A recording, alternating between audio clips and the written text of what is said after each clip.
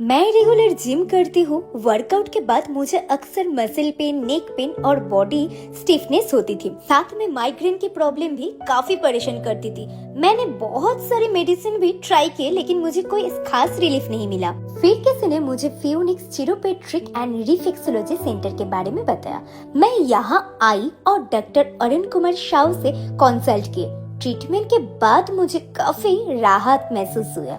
Body का pen और stiffness पहले से काफी कम हो गया और माइग्रेन में भी इम्प्रूवमेंट दिखने को मिला।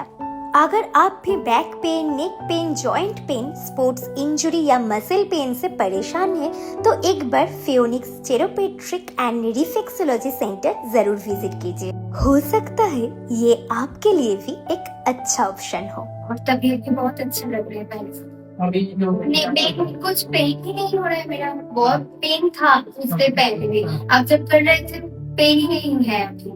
আমার তো ভীষণই ভালো লাগছে, মানে আমি এক্সপেক্টই করিনি যে আমার যে পেন ছিল, শোল্ডার পেন, তারপরে নেক পেন, তারপরে মাথার যন্ত্রণা, মাইগ্রেনের প্রবলেম, সমস্ত কিছু ঠিক হয়ে গেছে। মানে আমি এক্সপেক্টই করিনি যে একটা জাস্ট ট্রিটমেন্টে বা একটা থেরাপিতে এতটা ভালো এফেক্ট পাওয়া যাবে।